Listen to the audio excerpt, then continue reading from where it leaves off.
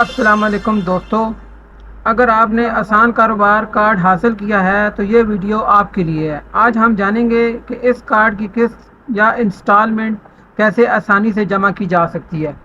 जब आपको लोन मिलता है तो पहले 3 महीने का ग्रेस पीरियड मिलता है। इस दौरान कोई पेमेंट नहीं होती। फोर्थ मंथ से किस्त स्टार्ट होती हैं। पहले 12 मंथ यानी पहले 12 महीने तक हर महीने सिर्फ 5% पेमेंट देनी होती है। उसके बाद रिमेनिंग अमाउंट 24 मंथ में बराबर हिस्सों में अदा की जाती है, यानी 24 किस्तें आपकी बना दी जाती हैं। किस्त अदा करने के लिए आपको किसी भी बैंक की ऐप को इस्तेमाल करना है। और आप ये जानना चाह रहे होंगे कि हमारे पास अकाउंट नंबर क्या होगा। तो जो कार्ड बैंक ऑफ पंजाब की तरफ से आपको आया है उस कार्ड का जो नंबर है वही आपका अकाउंट नंबर है।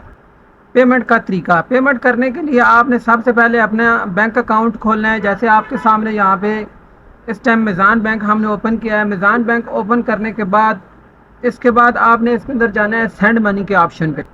यहाँ पे आपने आके ऐड न्यू बेनिफिशियल के ऊपर क्लिक कर आपके पास ये ऑप्शन शो हो जाएगा। आपने यहाँ पे ऊपर सर्च में लिखना है बैंक ऑफ पंजाब शो हो गया है। अब आपने इस बैंक ऑफ पंजाब पे क्लिक करना है।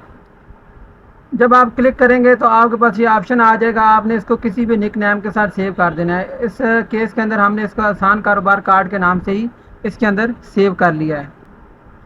अब वो अकाउंट हमारे पास सेव हो चुका है। अब हम दोबारा सेंड मनी के ऑप्शन में जाएंगे। यहाँ पे हमने उसको आसान कारोबार कार्ड के नाम से सर्च करना है। जब आप उस आसान कारोबार कार्ड के ऊपर क्लिक करेंगे तो आपके पास ये ऑप्शन आ जाएगा। यहाँ पर आप अमाउंट में जो आपकी इंस्टॉलमेंट बनती है आपने उसको ऐड करना है। जब आप पेमेंट कर देंगे तो आपके मोबाइल पे इस तरह के मैसेज रिसीव होना शुरू आ जाएंगे। इस केस की सूरत में 19,750 रुपया हमने इसकी फर्स्ट इंस्टॉलमेंट पेमेंट किया है।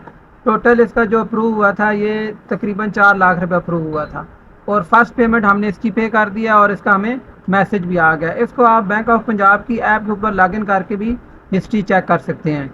इम्पोर्टेंट नोट, पेमेंट टाइम पर करना बहुत ज़रूरी है वरना सेकंड हाफ का लोन रिलीज़ नहीं होगा। जो नेक्स्ट आपको पेमेंट मिलनी है वो भी नहीं मिलेगी। और अगर आप FPR या PRA में रजिस्टर नहीं है तो उसमें भी आपने रजिस्ट्रेशन अपनी करवानी ज़रूरी है। ये आपको एक ईमेल भी आई होगी जिसमें उन्होंने क्लियर कट कहा है कि जो शख्स इसकी अदायगी टाइम पर नहीं करेगा उसको सरचार्ज भी मिलेगा और उसका नाम ECL में डाल दिया जाएगा। तो दोस्तों इस तरह आप आसानी से अपना आसान कारोबार कार्ड की किस्त जमा कर सकते हैं। अगर वीडियो पसंद आई हो लाइक करें, शेयर करें और चैनल को सब्सक्राइब करें। मिलते हैं अगली वीडियो में। अल्लाह हाफिज़। Thank you for watching.